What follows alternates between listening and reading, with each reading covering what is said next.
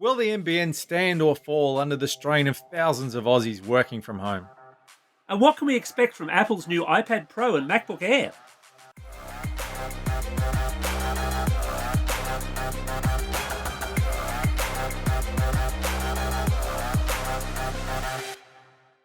Vertical Hold is proudly brought to you by Aussie Broadband, changing the game with their award-winning network and Australian-based support.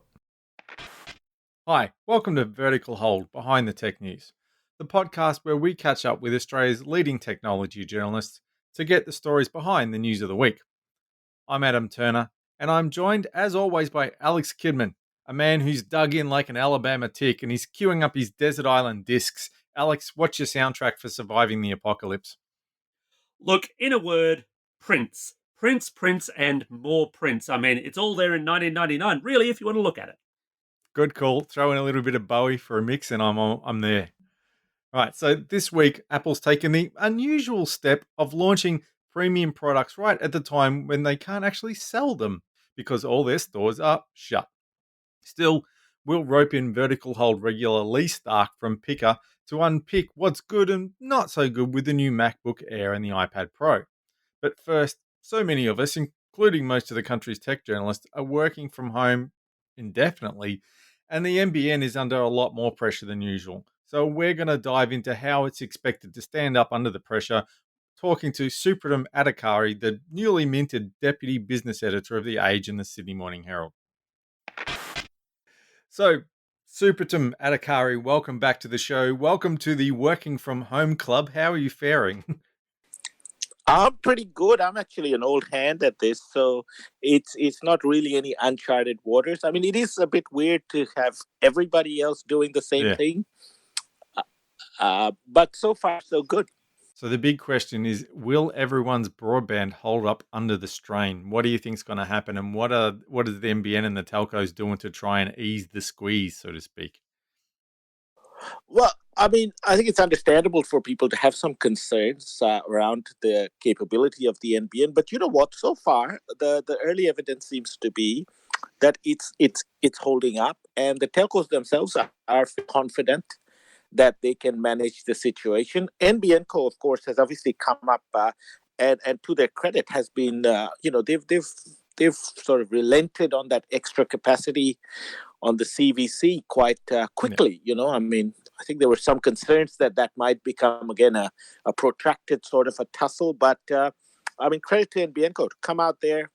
They've put 40% more capacity CVC now on the table at no extra charge for the next 3 months. Whether that will be enough or not, I guess we'll have to wait and see, because the schools are still mostly running, so I think there's that sort of a unknown variable yet to come in. When you say 40% extra CVC, you don't mean that we're all going to get 40% faster download speeds, do you? No, of course, no. What it does is it'll just give the telcos the ability to better provision bandwidth to customers. So basically ease traffic congestion. It is, as far as I can tell, a congestion-busting move at the moment. Although the language they use around it is rather specific. They've said it's a 40% CVC boost based on demand. It's not, here's 40% extra capacity all of the time. So presumably there's some contractual wobbling going on behind the scenes in terms of the way the ISPs request it and so on. That's right. And I think the telcos have been working with NBN Co for a little while on this. So this is really going to be very much sort of targeted, and as demands, sort of spike. I think that's how it's going to work. One of the things I've been hearing from the telcos today was that, generally it's been the busy period where these sort of, the CVC consideration is at its peak, between that evening period.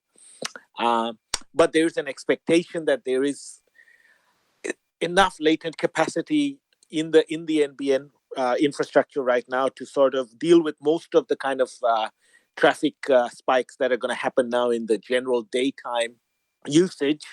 But I think look like this is a moving brief here, in the sense that we haven't gone into a complete lockdown like, say, Italy, or I think other parts of Europe as well. So I don't think we're getting a full picture just yet of just how much more pressure is going to come on those networks, on the NBN, and how much more the RSPs are going to have to sort of have to cater for. Because it'll be a whole different story once they close the schools, won't it? And you've got kids supposedly at home working and using video conferencing, but quite possibly watching Netflix as well on the side. Yeah, that's the thing. That's the thing. And I mean, you don't know about the online learning module, and especially if it's streaming, if there's streaming lessons coming through, that's going to add another dimension as well that the telcos have to cope with. Look, for the moment, there does seem to be a fair bit of confidence, though, coming from the ISPs, and obviously NBN Co feeling that they've done their bit for the country for the moment. It also raises the spectre, though, looking just a little bit further forward, around how they're going to handle maintenance. They've already said, hey, we're not going to do any non essential maintenance, but it doesn't take too much crystal ball gazing to suggest that getting staff to go up and deal with even essential maintenance could become trickier. And obviously, they're not quite done with the build yet either. So folks who haven't hooked up could find it a bit harder to do so. Yeah, Alex, that's a really, really good point. And I know internally at NBN Co that is a big point of source of concern for them as well. The rollout isn't complete. Obviously, a lot hanging on that deadline, the June 2020 deadline. And yeah, I mean, obviously, clearly, it's really hard to predict because things are changing on a daily basis with, the government's response to the pandemic. But that is something that I know that NBN Co is worried about internally. That is there going to be some sort of a effect or an adverse effect that comes through if containment measures are increased? Will construction staff be able to go and work on sites? That's an issue. And as you mentioned, anybody ordering an NBN service right now, what kind of protocols do we have around the technician coming into the house? That's sort of kind of up there at the moment. I guess the other side of this is, of course, 40% more CVC is sort of what the RSPs have been asking for years now. How easy do you think it's going to be for NBN Co to step back from this 3 to 6 months in the future? I think that is going to be a challenge. And I think because what happens now is the RSPs will definitely use this instance. I mean, first of all, I don't know whether 3 months is going to be enough. I mean, that date itself, I think, may have to be shifted. True. We've seen every time these sort of discounts that NBN Co, because NBN Co does rely a lot on discounts, or has relied heavily on these sort of discount periods to get uptake on speeds and whatnot. I think it's fair enough to think that, once you've kind of let the cat out of the bag, that, the CVC is something that's actually it's something NBN Co can control very easily. It's a tap that it can, there's nothing technical about this. I think there might be a case where telcos will agitate to highlight that, just how artificial the constraints around CVC are.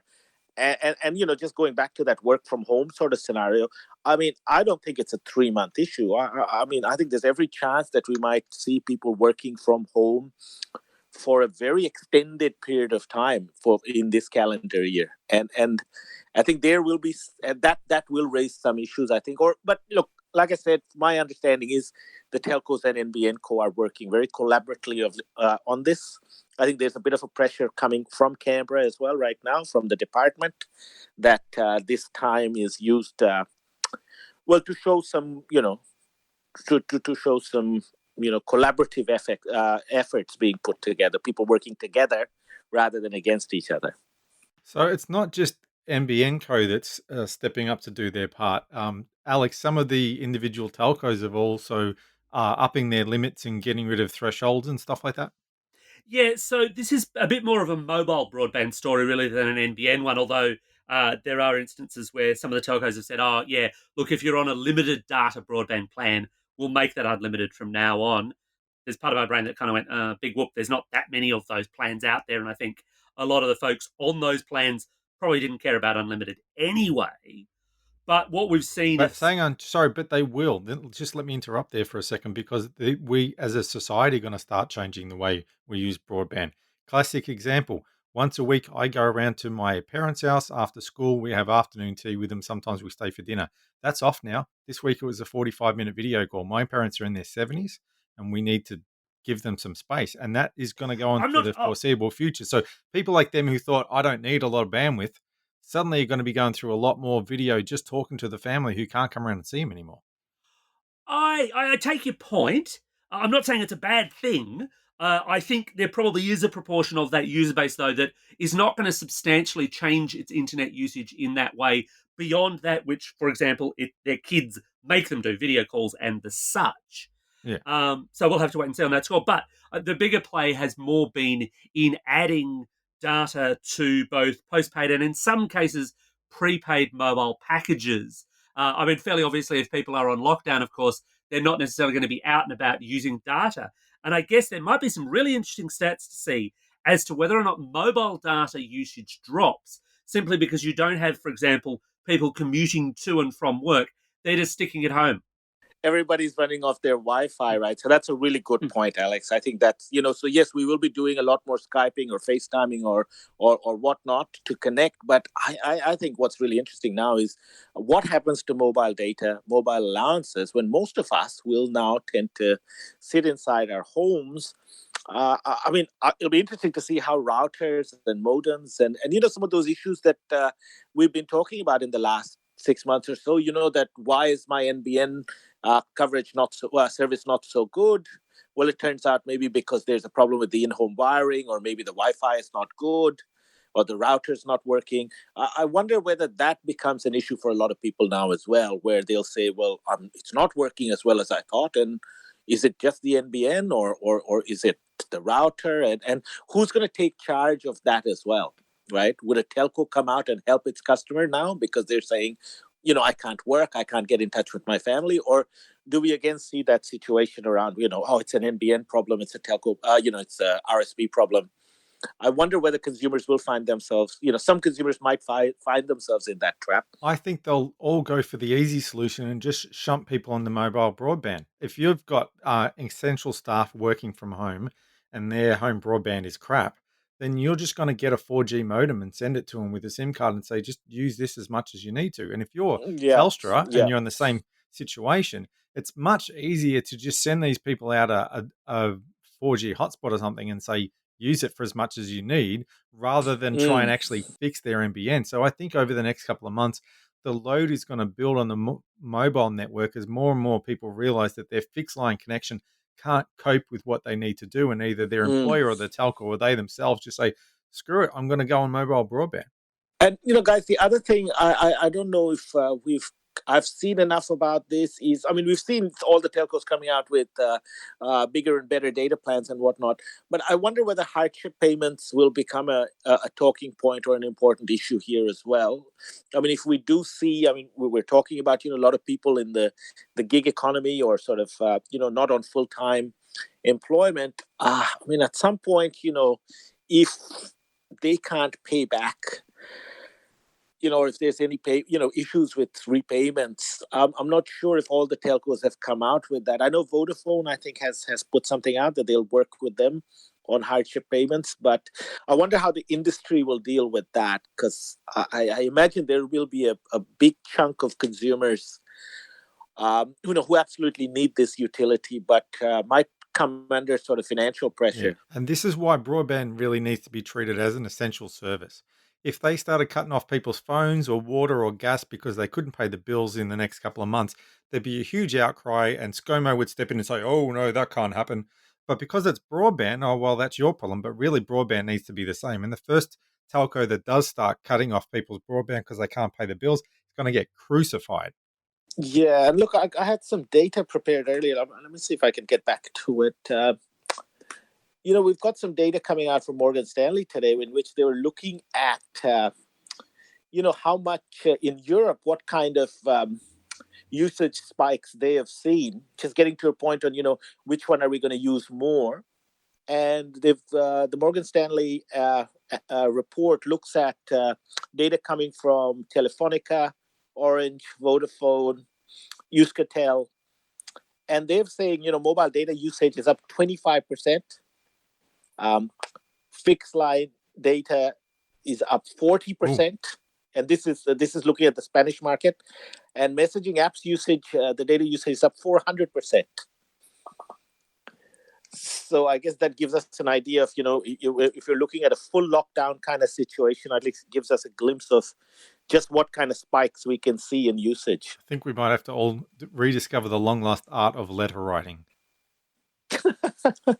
Me, I'm breeding up pigeons as we speak because that's the only way they're going to get through. Well, I think pigeons is a really good idea, Alex, because you can use them to send messages, and you can also eat them when there's no meat in your supermarket shelves. Didn't Google once have one of its April Fool's Day thing, a full pigeon-based RFC, if I recall correctly?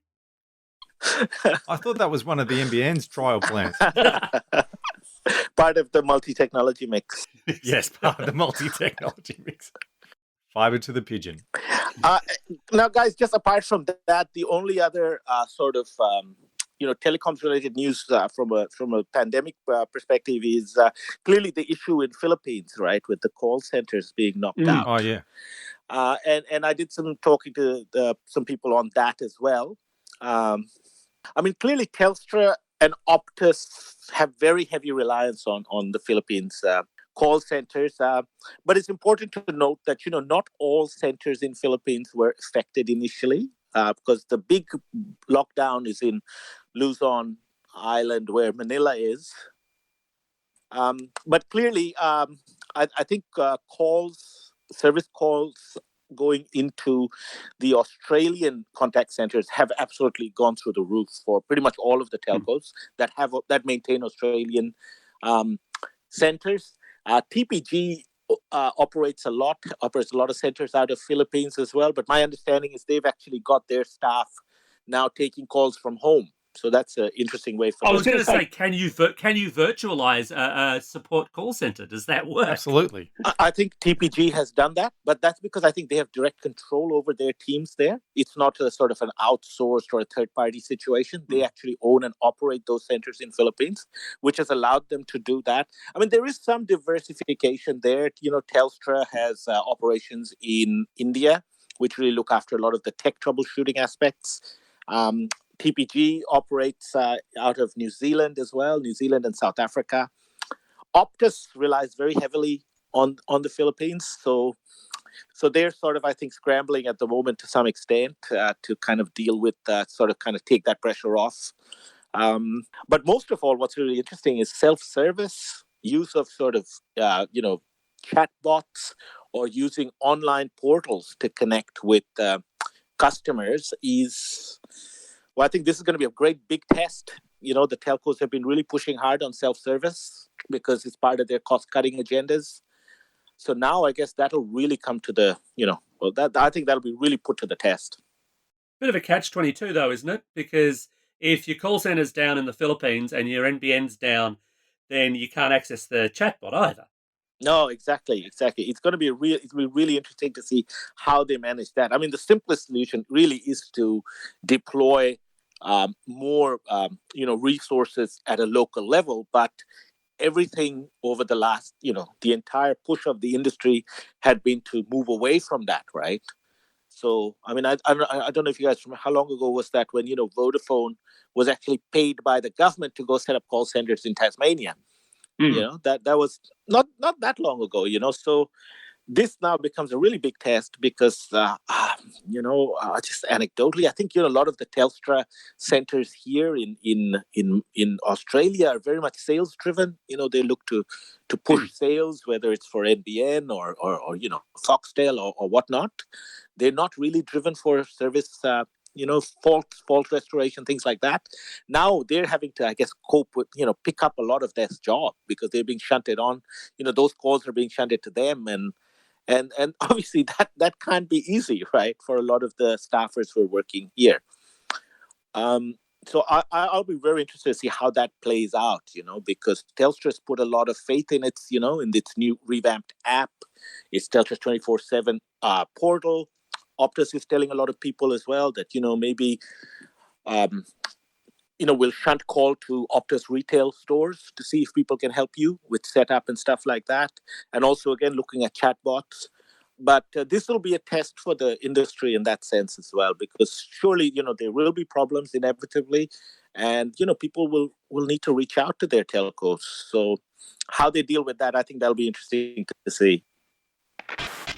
So I'm joined in these unusual times by Lee Stark from Picker, who, like so many of us, is working from home. He's also managing his toddler daughter at the same time. So he may, in fact, be the first vertical hold guest we've ever had who's not only speaking to us, but also dancing at the same time.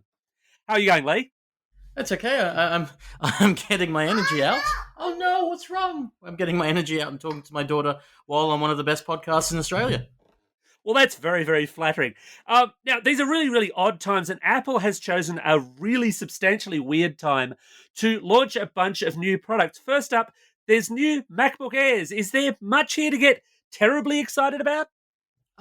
Look, if you didn't buy a MacBook Air before this, you'll be excited that my daughter's excited. You'll be excited that there's a new keyboard. You'll be excited by the fact that there's a keyboard that's actually quite decent. Yep. It's not a major update in the grand scheme of things. It's mostly you're buying it for a new keyboard and better value overall. That's not the primary announcement from today, I don't think.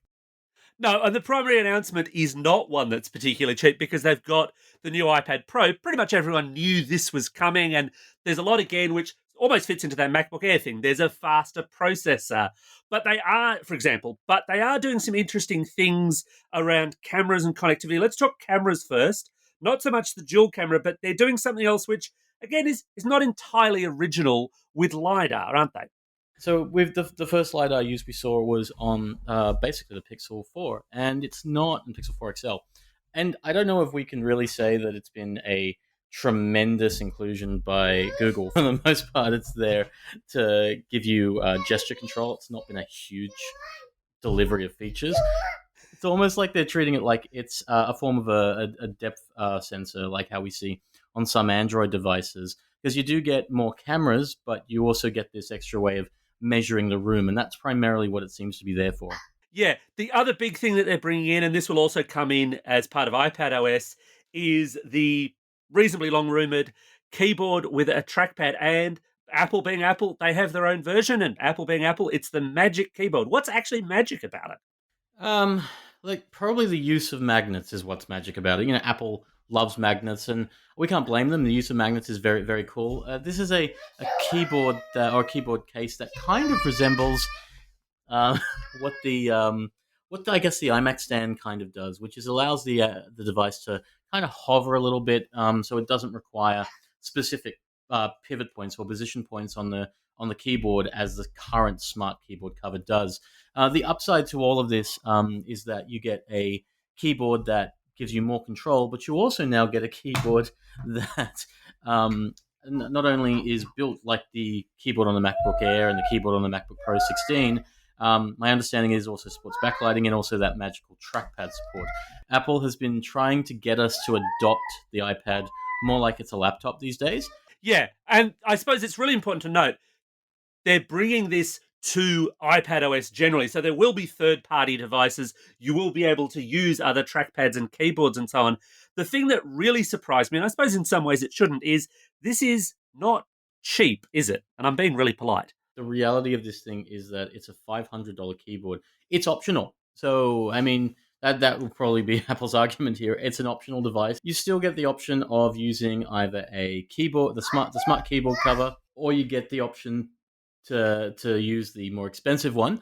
You do have options, but ideally, I guess primarily when you're looking at buying an iPad Pro, it's not a cheap option.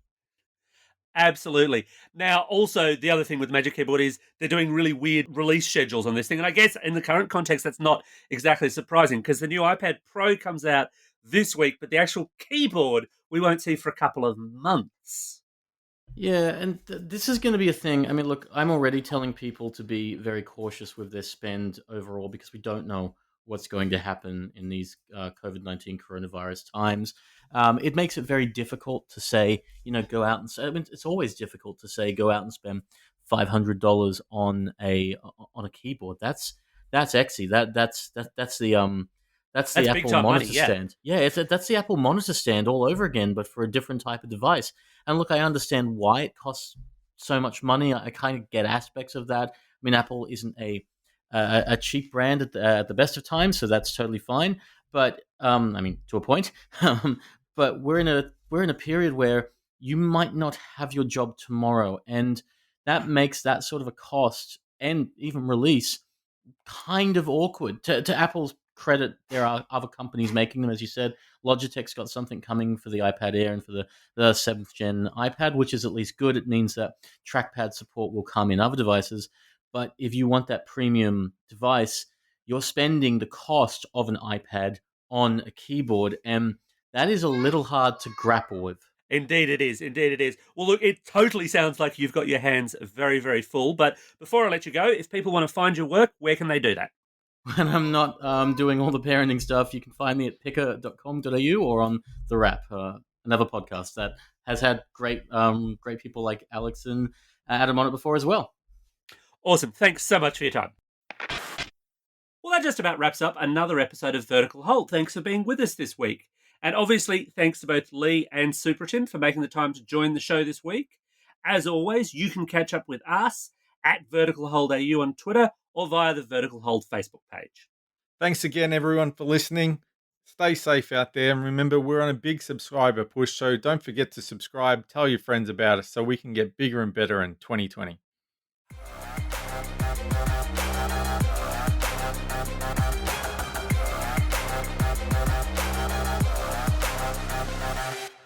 Vertical Hold is proudly brought to you by Aussie Broadband, changing the game with its award-winning network and Australian-based support.